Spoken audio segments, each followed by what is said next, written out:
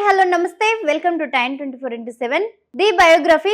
మరి ఈ రోజు ఇండస్ట్రీలో ఇంపాక్ట్ క్రియేటర్ తరాల గురించి కొన్ని ఇంట్రెస్టింగ్ విశేషాలను తెలుసుకుందాం. షావుకారు జానకి ఈ పేరే ఒకప్పుడు చిత్రసీమలో ఎంతో మందికి స్ఫూర్తి కలిగించేది. ముఖ్యంగా స్త్రీవాదులకు ఊరటనిచ్చేది. నటిగానే కాదు వ్యక్తిత్వంలోనూ షావుకారు జానకి తనదైన శైలిని ప్రదర్శించారు. స్త్రీ అంటే 4 గోడల మధ్య ఉండేది వస్తువు కాదని ఆ రోజుల్లోనే నిరూపించిన సహవంతురాలు జానకి.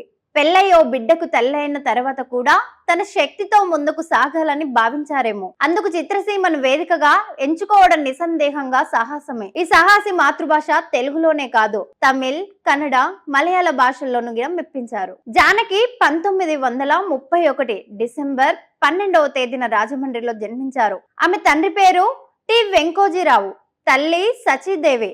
తండ్రి ఉద్యోగ గరీత్యా కొంతకాలం అస్సాంలో ఉన్నారు. అక్కడే జానకి విద్య కొనసాగింది. ఆ తరువాత జానకి 14 ఏళ్ల ప్రయాణంలో మద్రాసు చేరారు. అప్పట్లో అక్కడి ఆకాశవాణిలో రేడియో ఆర్టిస్ట్ గా పనిచేశారు. అదే సమయంలో కొన్ని నాటకాల్లోనే ఆమె నటించారు. కొంతకాలానికి ఆమె పెళ్లయింది. కుటుంబ పరిస్థితుల కారణంగా 18 ఏళ్ల వయసులో షావుకారు చిత్రంలో సుబ్బు పాత్రలో నటించారు. తొలి చిత్రంలోనే గోవిందరాజుల సుబ్బారావు, శ్రీవోస్తవ, వంగర, రేలంగి వంటి మేటు నటులలో పోటీ నటించారు జానకి. ఇక ఆ చిత్రంలోనే మహనీయుడు ఎన్టీఆర్ తొలిసారి హీరోగా నటించడం విశేషం. ఆ తీరున రామారావుకు జానకి తొలి హీరోయిన్, అలాగే ఆమెకు ఆయన్నే తొలి హీరో.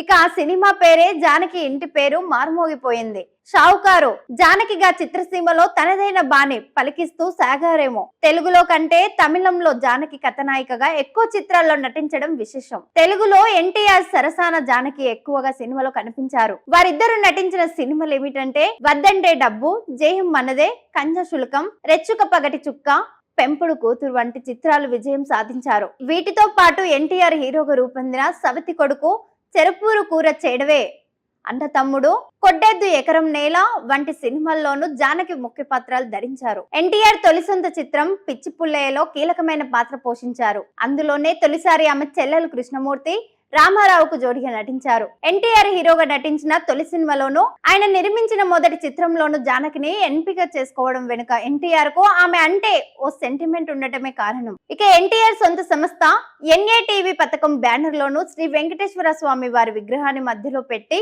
కుడివైపున లక్ష్మీదేవిగా జానకిని కూర్చోబెట్టడం కూడా విశేషమే. ఎన్టీఆర్ తన తనయుడు బాలకృష్ణను తాతమ్మ కళతో చిత్రసీమకు పరిచయం చేశారు. ఇక ఆ సినిమా తర్వాత రామ్ రహీం లో నటింప చేశారు.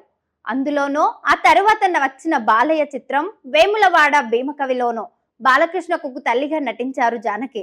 ఇక ఏఎన్ఆర్ సరసాన జానకి నటించిన రోజులు మారాయి. మంచి మనుషులు, డాక్టర్ చక్రవర్తి, మంచి కుటుంబం, అక్క చెల్లెళ్ళు మంచి ఆదరణ పొందాయి. వీటిలో రోజులు మారాయి.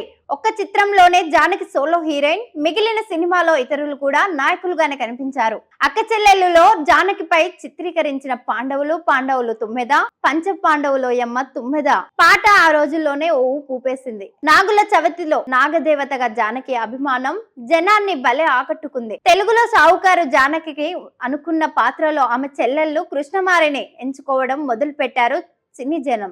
దాంతో తమిళ చిత్రాలపై దృష్టిని కేంద్రీకరించారు జానకి. అందుకు తగ్గట్టుగానే ఆమెకు ఇతర భాషల్లో మంచి పాత్రలు దక్కాయి. తమిళంలో శివాజీ గణేష్, ఎంజీఆర్ తోనూ, మలయాళంలో ప్రేమ్ నజీర్ సరసాన, కన్నడలో రాజ్ కుమార్ తోనూ జానకి నటించారు. తమిళంలో శివాజీకి ఇట్టి పేరుగా నిలిచారేమో.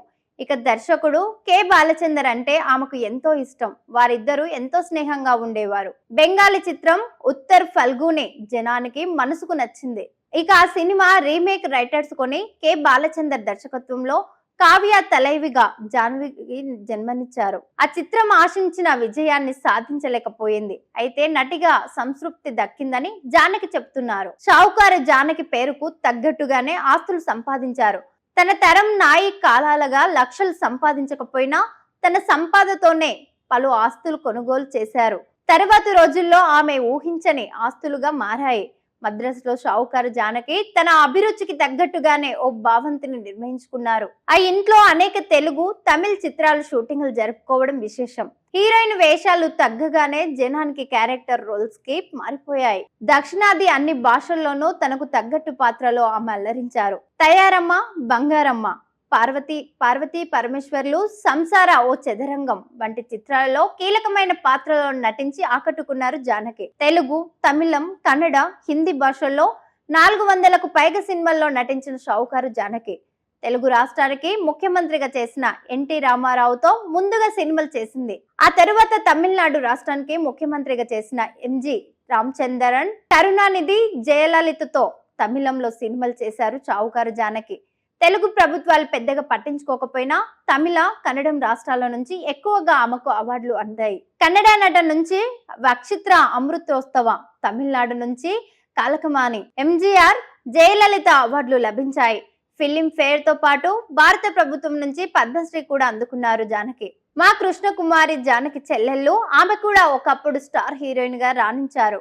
ఎన్టీఆర్ రామారావుతో చేసిన షావుకారు సినిమా సూపర్ హిట్ అయ్యింది. దాంతో ఆ హేకు షావుకారు జానకి అనే పేరు అలా సిద్ధంగా ఉండిపోయింది. ఇక హీరోయిన్ గా అవకాశాలు ఆగిపోయిన తర్వాత అక్కగా, వదినగా, తల్లిగా, బామగా వందల సినిమాలో మెరిశారు జానకి. ఇప్పటికి తన దారికి చేరిన పాత్రలో నటించడానికి ఆమె సిద్ధంగానే ఉన్నారు. ఈ మధ్య అన్ని మంచి శాకునాములే అనే చిత్రంలో జానకి నటించారు. త్వరలో ఆ సినిమా వెలుగు చూడనుంది. సదా విలక్షణంగా సాగిన జానకి ఈ ఏడాదే 90 ఏళ్ల వయసులో పద్మశ్రీ అవార్డు అందుకోవడం విశేషం. 94 ఏళ్లు పూర్తి చేసుకుంటున్న జానకి ఇప్పటికి హుషారుగా, సరదాగా ఉంటారు. ఆమె మరిన్ని వసంతాలు చూస్తూ ఆనందంగా సాగాలని ఆశిద్దాం. షేర్ చేయండి, లైక్ చేయండి, సబ్స్క్రైబ్ చేయండి. మరిన్ని వీడియోల కోసం బెల్ సింబల్ పై క్లిక్ చేయండి.